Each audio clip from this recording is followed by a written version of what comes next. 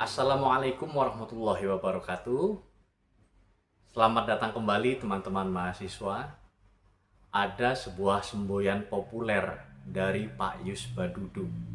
Beliau mengatakan gunakan bahasa Indonesia dengan baik dan benar.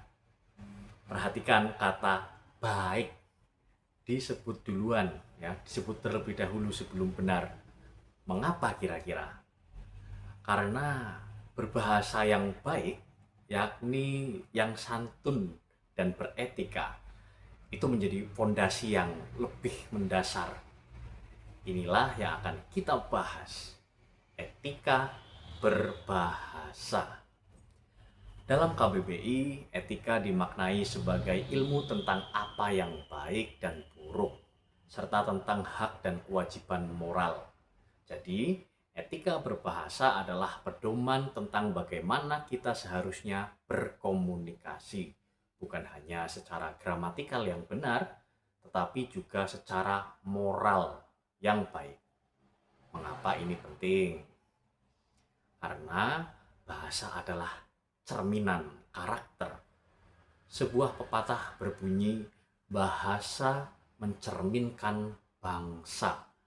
Bagaimana seseorang berbicara menunjukkan siapa dirinya, tingkat pendidikannya, asal budayanya, bahkan kualitas pribadinya. Dalam komunikasi sehari-hari, setidaknya ada 4 aspek utama yang menentukan etika berbahasa kita. Yang pertama, tujuan berbicara. Tujuan yang baik menuntun kita pada pilihan kata yang baik. Jika Anda ingin meminjam uang dari seorang teman, gunakanlah bahasa yang sopan dan santun. Bukan langsung menuntut seperti, sini, ayo pinjamnya aku uang sekarang. Wah, itu pasti tidak akan diberi pinjaman. Ya, yang kedua yang perlu kita perhatikan juga adalah teman bicara. Kepada siapa kita berbicara, itu sangat menentukan pilihan kata.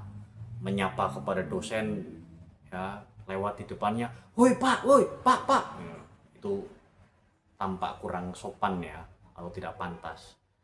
Setidak-tidaknya mari pak, ya, dan sebagainya gitu, ya. Itu selain pilihan kata, itu nadanya juga itu akan memengaruhi etika, ya. Dalam prinsip orang Jawa itu mengenal kata unggah ungguh, ya, atau di Bali dan Sunda itu anggah ungguh, ya. Itu memiliki tingkatan bahasa berdasarkan siapa lawan bicara kita. Ya, dalam bahasa Indonesia hal itu bisa diterapkan tentunya, walaupun tidak sekaku yang ada di daerah-daerah tadi. Kemudian, waktu berbicara. Tengah malam bukan waktu yang tepat untuk memulai pembicaraan, ya, terutama jika diucapkan dengan suara yang keras, ya. Kemudian ketika seseorang baru pulang dari perjalanan atau bekerja itu mengalami kelelahan, tentunya itu bukan waktu yang tepat untuk memintanya berdiskusi, apalagi diskusi yang panjang. Kemudian tempat berbicara, membicarakan rencana bisnis, ya, yang serius seperti itu, tapi dalam kondisi konser gitu, nah itu tidak akan efektif, ya. Di tempat konser dan ada band yang sedang bermain, itu tidak akan efektif, ya. Itu akan lebih nyaman ketika kita bicara di kafe, ya, atau bahkan di ruang tamu sebuah rumah ketika kita berkunjung dan lain sebagainya, ya. Kemudian kita juga harus memperhatikan, ya, karena dimaksud tempat itu juga hari ini berada di ruang digital, ya. Sekarang sebagian besar komunikasi kita terjadi melalui media sosial seperti WhatsApp, Instagram, X, Threads dan sebagainya. Etika berbahasa di ruang digital sama pentingnya, bahkan lebih rentan karena kita tidak bisa melihat ekspresi dan kondisi lawan bicara. Ya, setidaknya ada 5 cara mudah menjaga etika di ruang digital. Pertama, gunakan bahasa yang sopan, ya.